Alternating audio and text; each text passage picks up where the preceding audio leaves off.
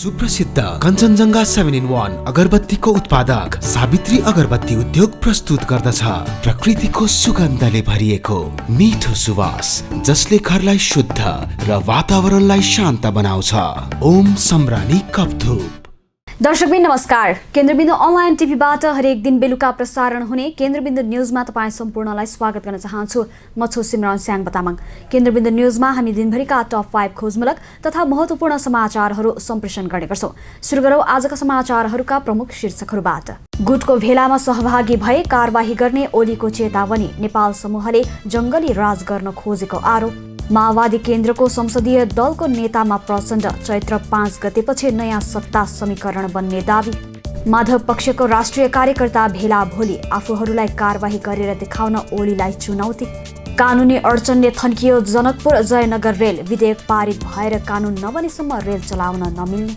र नेपाल सुपर लिगका 32 खेलाडीलाई ए श्रेणी न्यूनतम पारिश्रमिक 2 लाख तोकियो। जस्तै परिस्थितिमा पनि होन्डा छ सधैँ तपाईसँगै। त्यसैले अब होन्डा हुनेछ तपाईसँग मात्र 1 रुपियाँको डाउन पेमेन्ट वा 1 रुपियाँको इएमआई वा 1% इन्ट्रेस्ट रेटमा। थप जानकारीका लागि यी नम्बरमा कल गर्नुहोस् वा माथि दिएको लिङ्क क्लिक गर्नुहोस्। होन्डा छ सधैँ तपाईसँगै। International School of Tourism and Hotel Management. नेपालमा पहिलो पटक आयोजना हुन लागेको फ्रेन्चाइज फुटबल प्रतियोगिता नेपाल सुपर लिगका लागि राष्ट्रिय टोलीको बन्द प्रशिक्षणमा रहेका 32 खेलाडीलाई ए श्रेणीमा राखिएको छ। प्रतियोगितामा प्राविधिक सहयोग गरिरहेको अखिल नेपाल फुटबल संघ एन्फाले देशभर रहेका खेलाडीको वर्गीकरण गरी आयोजकलाई नाम सिफारिस गरेको हो। प्रतियोगितामा सहभागी क्लबले ए श्रेणीका 32 खेलाडीलाई करिब 2 लाखको न्यूनतम मूल्यमा किन्न सक्नेछन्। हेर्नुहोस् पूरा समाचार। नेपालमा पहिलो पटक आयोजना हुन लागेको फ्रेन्चाइज फुटबल प्रतियोगिता नेपाल सुपर लिगका लागि राष्ट्रिय टोलीको बन्द प्रशिक्षणमा रहेका 32 खेलाडीलाई ए श्रेणीमा राखिएको छ। प्रतियोगितामा प्राविधिक सहयोग गरिरहेको अखिल नेपाल फुटबल संघ एन्फाले देशभर रहेका खेलाडीहरूको वर्गीकरण गरी आयोजकलाई नाम सिफारिस गरेको हो। एन्फाले प्रतियोगिताको अक्सनका लागि ए, बी र सी गरी 3 श्रेणीमा खेलाडीलाई राखेको छ। यसअघि नै एनएसएलले 12 मार्के खेलाडीको नाम सार्वजनिक गरिसकेको छ। सूचीमा रहेका 2 खेलाडी बिक्री भइसकेका छन्। राष्ट्रिय टोलीका मिडफिल्डर विशाल राई धनगढीको मार्के खेलाडी रहनेछन्। अर्का मिडफिल्डर तथा विङ्गर अञ्जन विष्टलाई ललितपुर सिटी एफसीले मार्के खेलाडीको रूपमा अनुबन्धन गरेको छ। त्यस्तै एन्फाले सहभागी टोलीका लागि प्रशिक्षक समेत चयन गरेको छ। एन्फाले 12 ए लाइसेन्स प्राप्त प्रशिक्षकको नाम आयोजकलाई पठाएको छ। पहिलो पटक नेपालमा आयोजना हुन लागेको प्रतियोगितामा 7 शहरलाई फ्रेन्चाइज गरिएको छ। Dhangadhi FC, Biratnagar City Football Club, Kathmandu Rayzrs Football Club, Lalitpur City Football Club, FC Chitwan, Pokhara Thunders र बुटवल लुम्बिनी एफसीले एनएसएल खेल्नेछन्। सहभागी क्लबले ए श्रेणीका 32 खेलाडीलाई करिब 2 लाखको न्यूनतम मूल्यमा किन्न सक्नेछन्। ए श्रेणीका खेलाडीको गोल रक्षकमा किरण कुमार लिम्बू, विशाल श्रेष्ठ, दीप कार्की, विकेश कुथो, विशाल सुनार छनौट भएका हुन्। त्यस्तै डिफेन्डरमा विराज महर्जन, अजित भण्डारी, दिनेश राजवंशी, रञ्जित धिमाल, निशान खड्का, सुरज विक्क, पालसाङ लामा, छिरिङ गुरुङ, विकास खवास, अनन्त तामाङ छन्। त्यस्तै मिडफिल्डरमा विशाल राई, तेज तामाङ, सुनिल बल, हेमन्त थापा मगर, रवि पासवान, त्रिदेव गुरुङ, सञ्जोक राई, सुजल श्रेष्ठ, अञ्जन विष्ट, सन्तोष तामाङ र एरिक विष्ट रहेका छन् भने स्ट्राइकरमा भरत खवास, अभिषेक रिजाल, जर्ज प्रिन्स कार्की, नवयुग श्रेष्ठ, आशिष लामा, दर्शन गुरुङ, अभिषेक रिजाल छनौट भएका छन्। जनकपुर जयनगर रेल सेवा सञ्चालन गर्न कानुनी समस्या देखिएको छ। रेल सञ्चालन सम्बन्धी विधेयक संसदमा विचाराधीन रहेका कारण सञ्चालन प्रक्रिया अगाडि बढ्न समस्या भएको हो। विधेयक पारित भएर कानुन नबनेसम्म रेल सञ्चालन गर्न नमिल्ने भौतिक पूर्वाधार तथा यातायात मन्त्रालयले दावी गर्दै आएको छ। हेरौँ पूरा समाचार। जनकपुर जयनगर रेल सञ्चालन गर्न कानुनी समस्या देखिएको छ। रेल सञ्चालन सम्बन्धी विधेयक संसदमा विचाराधीन रहेका कारण अगाडि बढ्न समस्या भएको हो। कानुन अभावकै कारण नेपाल र भारतबीच चल्ने अन्तर्देशीय रेल सेवा सञ्चालन आरम्भ हुने मिति अझै तय हुन सकेको छैन। भारतबाट 2 सेट रेल जनकपुर आएको 6 महिना बितिसकेको छ। रेल अहिले जनकपुरको इनेडुवा स्टेसनमा सशस्त्र प्रहरीको निगरानीमा पालले छोपेर राखिएको छ। भौतिक पूर्वाधार तथा यातायात मन्त्रालय र नेपाल रेलवे कम्पनी लिमिटेडले अहिले कर्मचारीको अभाव त कहिले भारतसँग अन्तिम तयारी भइरहेको भन्दै रेल सञ्चालनबारे पटक पटक भाका फेर्दै आएका छन्। रेल सेवा सञ्चालन गर्न भारत सरकारबाट निर्माण भएका संरचना नेपाल सरकारलाई हस्तान्तरण हुन बाँकी छ। जनकपुर जयनगर रेल सञ्चालन गर्न आवश्यक ऐन कानुनको अभाव नै मुख्य बाधक रहेको मन्त्रालयले जनाएको छ।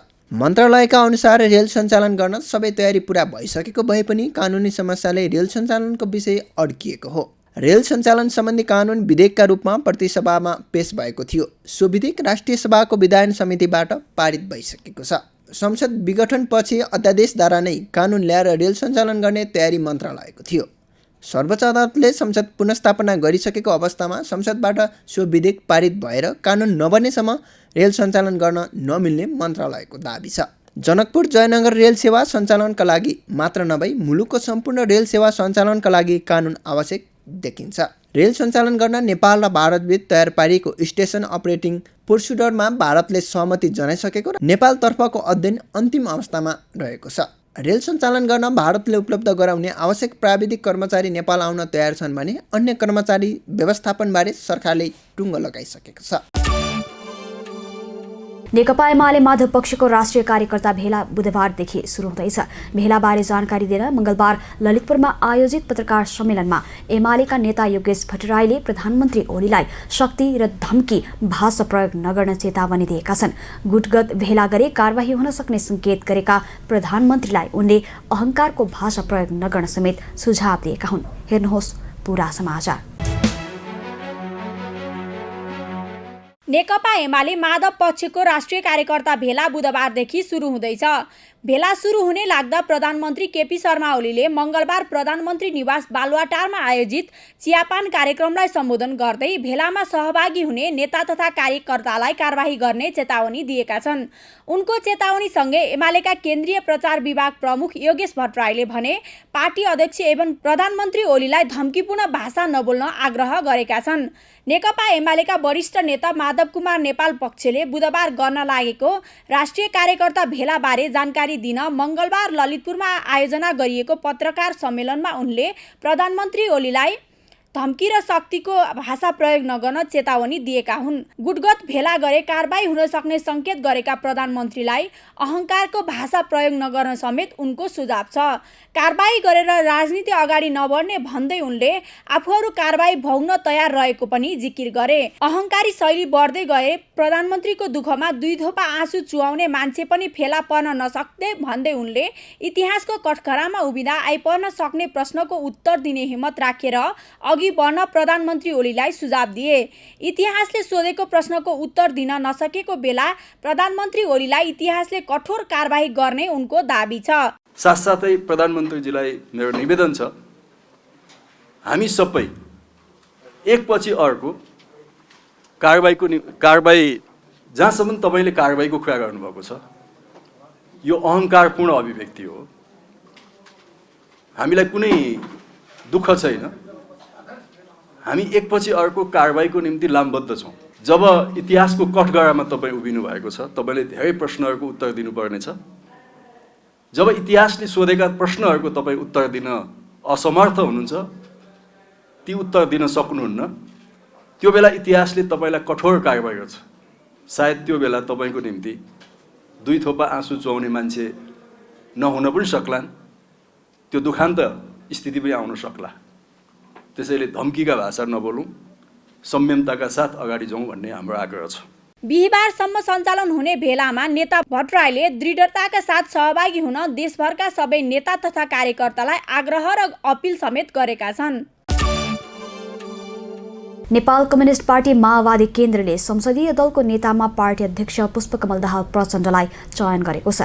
सर्वोच्च अदालतले नेकपा माओवादी केन्द्रलाई बिउताइसकेपछि पहिलो पटक मंगलबार सिंहदरबार स्थित दलको कार्यालयमा बसेको नेकपा माओवादी केन्द्रको संसदीय दलको बैठकले एकतापूर्वको अवस्थामा रहेकै अध्यक्ष पुष्पकमल दाहाल प्रचण्डलाई दलको नेता तथा देव गुरुङलाई प्रमुख सचेतकमा चयन गरेको सांसद वर्षमान पुनले बताए। हेरौं पुरा समाचार। नेपाल कम्युनिस्ट पार्टी माओवादी केन्द्रले संसदीय दलको नेतामा पार्टी अध्यक्ष पुष्पकमल दाहाल प्रचण्डलाई चयन गरेको छ। सर्वोच्च अदालतले नेकपा माओवादी केन्द्रलाई बिउताइसकेपछि पहिलो पटक मङ्गलबार सिंहदरबार स्थित दलको कार्यालयमा बसेको नेकपा माओवादी केन्द्रको संसदीय दलको बैठकले एकतापूर्वको अवस्थामा रहेकै अध्यक्ष पुष्पकमल दाहाल प्रचण्डलाई दलको नेता तथा देव गुरुङलाई प्रमुख सचेतकमा चयन गरेको सांसद वर्षमान पुनले जानकारी दिए। त्यसैगरी राष्ट्रिय सभाका दलको नेतामा दीनानाथ शर्मालाई चयन गरेको उनले जानकारी दिए। बैठकले प्रधानमन्त्री केपी शर्मा ओली नैतिकताको आधारमा पदमा बस्न नमिल्ने भन्दै राजीनामाको माग समेत गरेको उनको भनाइ छ। हामीले आज दलको पहिलो बैठकले प्रधानमन्त्रीलाई नैतिक रूपले राजीनामा दिनुहोस्, किनभने तपाईँले प्रतिनिधि सभा विघटन गरेको सन्दर्भमा असंवैधानिक पुष्टि भइसकेपछि, निर्णय भइसकेपछि त्यसमा रहिराख्न मिल्दैन भन्ने कुरो नै आजको बैठकले अनुरोध गरेका छौँ या ध्यानाकर्षण गरेका छौँ मुख्य रूपमा, र हतारमा अहिले हामी समर्थन फिर्ताको निर्णयमा छैनौँ। माओवादी केन्द्रले हतारमा सरकारलाई दिएको समर्थन फिर्ता नलिने पनि सांसद पुनले स्पष्ट पारे। संसदीय दलको बैठकले पार्टी छाडेका 2 जना राष्ट्रिय सभा सदस्य र 4 जना प्रतिनिधि सभा सदस्यहरूलाई दलको तर्फबाट आफ्नो स्थिति स्पष्ट पार्न पत्राचार गर्ने निर्णय गरेको पनि उनले जानकारी दिएका छन्। हाम्रो दलको तर्फबाट 6 जना, 2 जना राष्ट्रिय सभाका, 4 जना प्रतिनिधि सभाका सदस्यहरूले अरू नै दलमा लागेको भनेर मिडियाहरूमा आएको छ। उहाँहरूलाई आफ्नो वास्तविकता के हो स्थिति स्पष्ट गर्नुहोस् भनेर हामीले पत्राचार गर्ने निर्णय गरेका छौँ। यद्यपि पार्टीले यसअघि नै 24 घन्टे उहाँहरूलाई स्पष्टीकरण लिइसकेको छ। मन्त्रीहरूसँग दलको तर्फबाट पनि त्यो निर्णय भएको छ। पार्टी परित्याग गरेका सांसदहरूसँग अन्तिम छलफल गर्नका लागि मङ्गलबार नै नेकपा माओवादी केन्द्रको स्थायी कमिटी बैठकले नारायण काजी श्रेष्ठ, देव गुरुङ र वर्षमान पुनको 3 सदस्यीय समिति बनाएको र समितिले प्रत्यक्ष भेटेर छलफल गर्ने पनि सांसद पुनले जानकारी दिए। चैत 5 गतेपछि सत्ता समीकरणले मूर्त रूप पाउने समेत उनको जिकिर छ।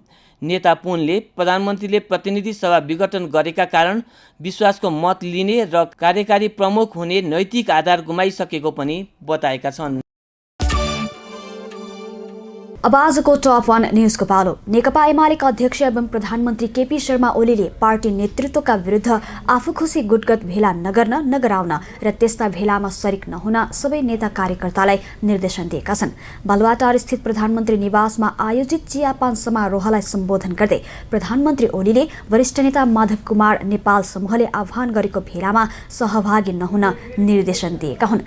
आफै बहिष्कार गर्ने, व्यवधान खडा गर्ने र आफै नारा लगाउने देखिएको भन्दै ती कार्यले सरकारलाई पनि संविधान कार्यान्वयन गर्ने जिम्मेवारी पूरा गर्न नदिएको उनको टिप्पणी छ। हेरौँ यसै सन्दर्भमा तयार पारिएको यो पूरा समाचार।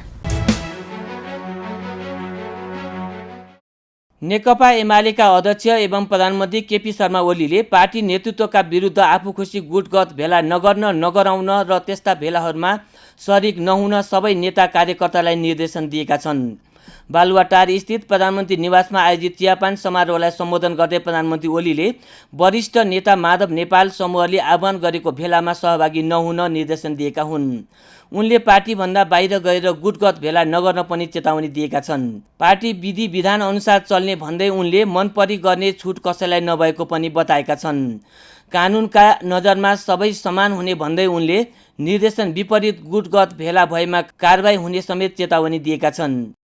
नेकपा एमालेसँग आबद्ध सम्बद्ध कोही नेता वा कार्यकर्ता गुटगत भेला नगर्न, नगराउन, त्यस्ता भेलामा सरिक नहुन, त्यस्ता भेलामा नजान, त्यस्ता भेलामा सहभागी नहुन म सम्पूर्ण कार्यकर्ताहरूलाई, नेता कार्यकर्ताहरूलाई सजग सचेत गराउन चाहन्छु। पार्टी एकताको पक्षमा बस्न आग्रह गर्न चाहन्छु र त्यस्ता गुटगत भेलाहरूमा सरिक नहुन म तमाम कार्यकर्ताहरूलाई पनि आग्रह गर्न चाहन्छु। यस्तै प्रधानमन्त्री ओलीले सडकमा विधि विधानका कुरा गरेर नेता नेपाल पक्षले जङ्गलको राज गर्न चाहेको टिप्पणी समेत गरेका छन्। उनले पार्टीभित्र विचारमा एकताबद्ध भएर अनुशासित ढङ्गले काम गर्नुपर्नेमा जोड दिए। त्यस्तै सत्य र अनुशासित समाज निर्माणका लागि एकताबद्ध, अनुशासित र गतिशील पार्टी हुनुपर्नेमा उनको जोड छ। आफूहरूले फराकिलो सोच राखेको भन्दै उनले आत्मालोचना सहित पार्टी एकताको पक्षमा उभिनका लागि नेता नेपाल समूहलाई आग्रह गरेका छन्। उनले विगत जस्तै तमासा गर्ने कुरा अब पार्टीभित्र नचल्ने भन्दै चेतावनी समेत दिए। सरकारलाई पनि संविधान कार्यान्वयन गर्ने जिम्मेवारी पूरा गर्न नदिएको टिप्पणी प्रधानमन्त्री ओलीको छ। पार्टीमा आउन पाइन्छ, काम गर्न पाइन्छ, आलोचना गर्नुपर्छ, आत्मालोचना गर्नुपर्छ, सचिएर काम गर्नुपर्छ, हामी स्वीकार्छौँ। तर फेरि उही धन्दा, उही सिलसिला त्यो चाहिँ चल्दैन। हिजोकै चाहिँ तमासा बनाउने, जग हँसाइ गर्ने अनि सञ्चार माध्यमहरूलाई क्षति दिने, बिजनेस दिने, के विषयमा आज कलम चलाउँ होला भनिराखेका बेला फलानु गुटको बेला फलान ठाउँमा आदि कुराहरू समाचार भन्ने त्यो खालको कुराहरू हुन सक्दैन। प्रधानमन्त्री ओलीले मुद्दा लडेर प्राप्त गरेको प्रतिनिधि सभा बैठक पनि सञ्चालन गर्न नदिएपछि आफूहरूले प्रतिनिधि सभा विघटन गर्नुको औचित्य पुष्टि हुँदै गएको बताएका छन्। मुद्दा लडेर फिर्ता ल्याएको संसद आफैले चल्न नदिने, आफै बहिष्कार गर्ने, व्यवधान खडा गर्ने र आफै भेलामा गएर नारा लगाउने स्थिति देखिएको भन्दै ती कार्यले सरकारलाई पनि संविधान कार्यान्वयन गर्ने जिम्मेवारी पूरा गर्न नदिएको उनको टिप्पणी छ। हवस् त दर्शकबिन, आजको लागि केन्द्रबिन्दु टप 5 यति नै। भोलि पुनः यही समयमा आउने बाचा गर्दै छुटिन चाहन्छौँ। नमस्ते। केन्द्रबिन्दु न्युज हेर्दै गर्नुहोला।